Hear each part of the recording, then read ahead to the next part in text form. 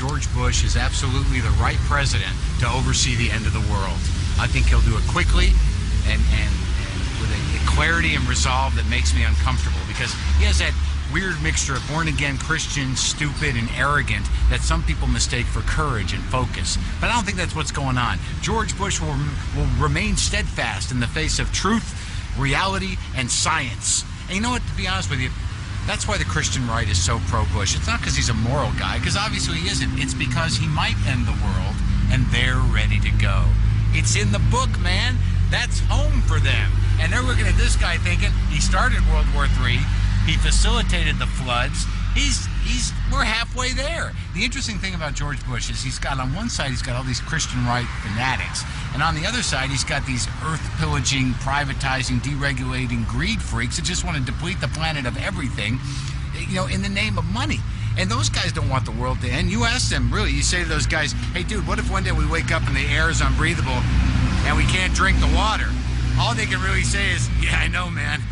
I hope that doesn't happen. Because they're hedging their bets that technology will keep up and magically erase all the damage you're doing. So they're hedging their bets the world won't end. The Christians are hedging their bets that they will. And George Bush and his cronies, the neocon death cult, live on this same planet. So I'm thinking, what's their plan? And as I recall, during his campaign, he said, we're putting $1 billion into a moon station. Why didn't he just say, some of us are getting ready to leave? We can run it from up there, just me and Dick and a little Halliburton moon pod. I'll bring my weed whacker and my cowboy hat. Got a couple of spare hearts for Dick and some Toby Keith piped in by Clear Channel. We'll be all set. America. Listen, fat people. I mean Americans. Look, I don't want to judge, but I think that the government needs to step in and deal with the obesity problem. Okay? There's an obesity problem. I think that's clear to all of us. It's gotten to the point where I think they should rename America. Just, relabel it. Not America, land of the free, home of the brave, but how about America, all you can eat, round the clock, worldwide. Here's how the government could help out. I think the FDA or somebody should put together a task force of undercover, fat police that just, not unlike air marshals, that maybe just, make the rounds to certain types of restaurants. And if they're in a restaurant and they see somebody, say, over 300 pounds getting ready to dig into a KFC chicken bowl or maybe a hot fudge sundae or a piece of pie, the fat officer just walks up to the table and goes, really? Really, you're doing that? Really, are you? It's up to you, but I'm just saying. Okay.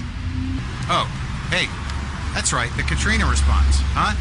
A lot of people think that was incompetence, that was complacency. No, it wasn't. It was an experiment. This administration was actually experimenting using natural disaster to strip mine poor people off of valuable real estate. It was an experiment, folks. All right, and the bottom line is that real Republicans actually believe in evolution. They're positive that poor people will adapt to whatever crap they put them through. They were actually hoping that after Katrina, the poor people that lived there actually re-evolved gills and just re-entered the ecosystem that way, just sort of slipped into the water, maybe show up in a few years at SeaWorld, jumping through hoops where they could go, see that? Those used to be poor people. Now they're working for a living. They've pulled themselves up by their flippers. And I think, honestly, the plans right now for the Iraq War, they're just going to let this war go on and on and on until it completely bankrupts the country, which will force them to privatize social programs, which would make the chasm between rich and poor so great that in the future, they'll actually be able to recruit from the military just by saying, hungry? Need a place to sleep? We understand. In the Army. Man, I wish I were high. I don't do drugs anymore. I'll get to that in a minute. You know how hard it is to get high without drugs? Do you realize how hard it is? I mean, what I got to do, I got to eat like a Twix bar, a pack of M&Ms, drink 2 double espressos, and masturbate just to get a buzz on. And that's sad, really. It's an awful lot of work. I mean, at least when you do drugs, you can kind of hang out. There's some sort of rock and roll mythos behind it. You can walk up to someone after a show and go, dude, you want to hang out? I got some reefers, some girls are coming over, we'll party, booze it up. What do you say, man? People are like, yeah, party. I can't walk up to someone after a show and say, hey, you want to eat some candy and whack off? Because then it's weird. And I have to say, like, no, not in a gay way, just hang out and talk and stuff. I mean, just hang out. Did you see autofocus? But honestly, the reason I quit doing drugs is simple. Everyone's got demons, right? I just realized a few years ago that I had all of them. And and they were tired. All right, I've been at it a long time, since high school. There used to be that one that would pop out and be like, woo, ow, let's go get 8 balls, some booze, and some women. Who wouldn't go with that guy? That guy was my best friend for like 20 years. Then about 5 years ago or so, he comes out, he's like, how about some ice cream and a porno? That'd be good. And then some sleepy sleep.